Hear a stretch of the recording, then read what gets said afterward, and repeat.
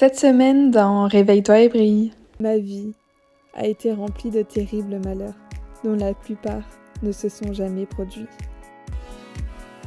Bonjour à tous et bienvenue dans le podcast Réveille-toi et brille. Je m'appelle Manon et à travers ces différents épisodes, on va parler de l'exploration de soi, des émotions, de psychologie, de spiritualité. Bref, on va parler un peu de la vie de tous les jours. Passons ensemble de l'inconscient au conscient, réveillons ensemble notre pleine puissance. Je te souhaite une belle écoute. Le premier grand conseil qui m'a beaucoup aidé personnellement, c'est de te dire que ça ne t'appartient pas.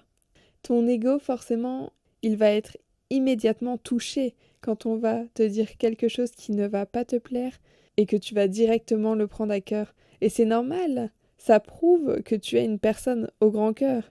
Et rappelons que ceci étant une qualité. La chose qu'il faut garder à l'esprit, c'est que ce que les gens disent de toi, ça ne t'appartient pas. Non, ça leur appartient à eux. Et ce que je veux dire par là, c'est que chaque personne donne son avis sur une autre selon son propre vécu, sa perception de la vie, son éducation, ses expériences et non par rapport à qui tu es toi. Et de te dire que ça n'a strictement aucun rapport avec toi, je trouve que ça te soulage mais d'un poids énorme. Imaginons que la personne en face de toi, elle te dit que tu laisses toujours traîner tes affaires. Donc là, tu vas directement le prendre pour toi. Tu vas te dire que l'on t'accuse, mais au final, ça n'a rien à voir avec toi. Si la personne te dit cela, c'est qu'elle a un problème à régler avec elle-même. Peut-être qu'elle ne se sent pas respectée quand elle voit des affaires traîner, parce qu'elle-même, avec sa propre perception, elle se dit que tu le fais pour l'embêter. Et vice-versa, si tu es cette personne qui s'énerve vite quand l'autre laisse traîner ses affaires. On va constamment projeter sur l'autre notre propre frustration. Et de te dire que tout ça, ça ne t'appartient pas, ça va vraiment te permettre d'être moins affecté émotionnellement. Moi, je suis quelqu'un qui prenait énormément les choses à cœur, et encore maintenant. Mais ensuite, me recentrer sur moi-même et me dire que c'est la perception de l'autre, que c'est selon les filtres de l'autre, ça m'aide énormément à lâcher prise. Ça m'aide à ne pas me faire me sentir mal et de ne pas prendre les choses mal. Et c'est une chose importante à se souvenir. Quand on se rend compte qu'on se rend coupable des choses qui sont au-delà de notre contrôle. Juste se poser et réfléchir à la situation, aux filtres, aux raisons, au contexte de l'autre. On ne sera jamais maître de ce que les autres pensent ou disent de nous. Mais on est maître de la façon dont on réagit à ces paroles, dont on réagit à ces actes. Si on a bien un pouvoir, c'est vraiment sur la façon de comment on va gérer tout ça. Et donc, dans ce premier conseil, ce que j'essaye de t'expliquer, c'est qu'il est vraiment important que tu essayes de réfléchir à ce qui t'appartient et à ce qui n'est pas de ton ressort. Et pour cela, je te propose de prendre une feuille et un stylo. Tu vas faire 2 colonnes, une avec les choses qui te prennent la tête en ce moment et qui dépendent de toi, et une autre avec les choses qui te prennent la tête en ce moment mais qui ne t'appartiennent pas. Voilà pour ce tout premier conseil. Le deuxième conseil que je peux te donner, c'est de te demander quelle importance ça a. Pour pouvoir prendre du recul face aux situations, face aux choses qu'on prend trop à cœur, demande-toi, est-ce que cette chose que je viens de prendre à cœur, qui me fait beaucoup de mal, qui me serre la poitrine, est-ce que ça aura de l'importance dans 1 an, dans 5 ans, dans 10 ans? Qu'est-ce que cette phrase, qu'est-ce que ce mot, qu'est-ce que cet acte aura dans ma vie comme conséquence dans quelques années? Est-ce que ça mérite de se mettre dans un tel état?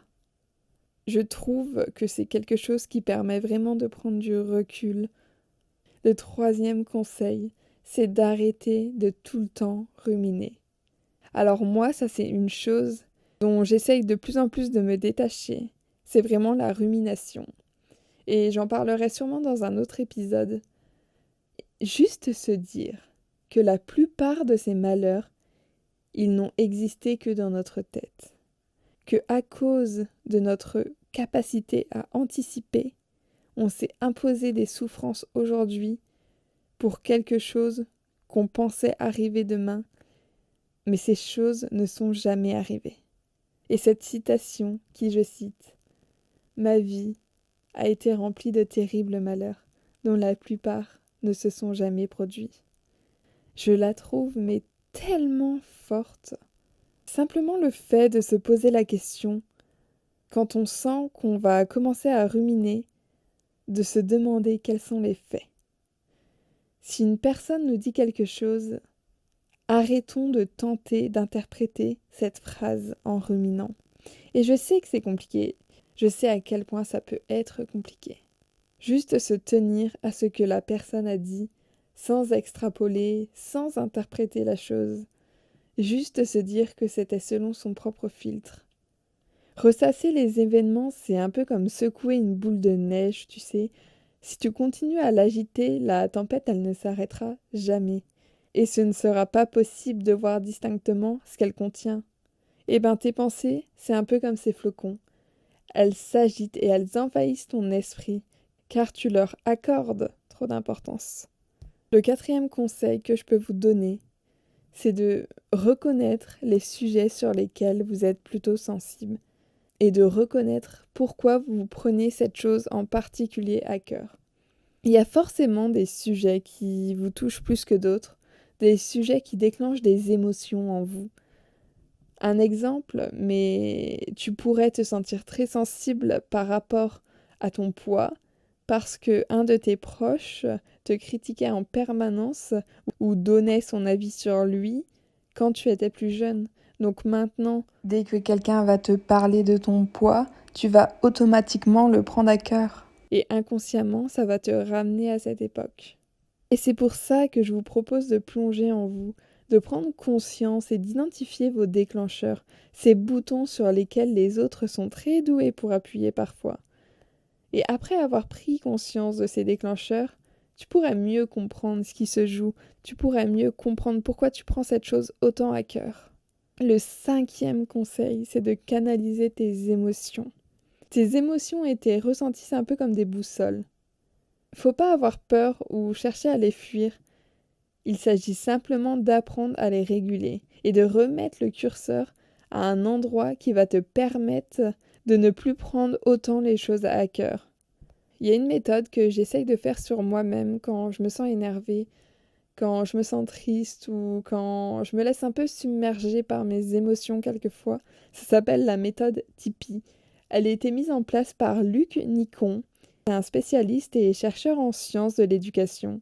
Et la méthode Tipeee, c'est quoi? En fait, elle permet d'entrer en contact avec les sensations physiques qui se manifestent dans ton corps. Le but, en fait, ça va être de te laisser porter par ces sensations jusqu'à ce qu'un bien-être s'installe spontanément et durablement. Et le processus, c'est quoi? C'est que dans un premier temps, dès que tu ressens une émotion désagréable qui t'envahit, tu vas juste fermer les yeux.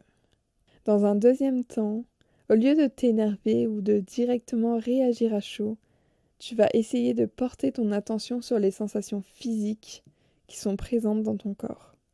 La 3e chose, c'est de ne pas chercher à contrôler la situation par le mental, mais de laisser ces sensations évoluer d'elles-mêmes dans ton corps, de les écouter sans vouloir les contrôler. Et les émotions, elles vont finir par se transformer d'elles-mêmes, et c'est elles qui vont finir par abandonner. Donc pour récapituler, quand tu te sens submergé par une émotion, au lieu de réagir à chaud, de t'énerver, essaye juste de t'asseoir dans un coin, de fermer les yeux, de porter ton attention sur les sensations physiques que tu ressens dans ton corps et de les laisser évoluer d'elles-mêmes sans chercher à les contrôler. Voilà pour ce petit épisode sur des petits conseils pour arrêter de prendre un peu trop les choses à cœur qui fonctionnent sur moi. Donc je voulais vous les partager aujourd'hui. Sur ce, c'est la fin de l'épisode de Réveille-toi et brille.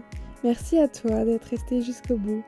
Comme d'habitude, tu peux laisser un petit avis, une note, le partager autour de toi, aux personnes qui peut-être aussi prennent trop les choses à cœur.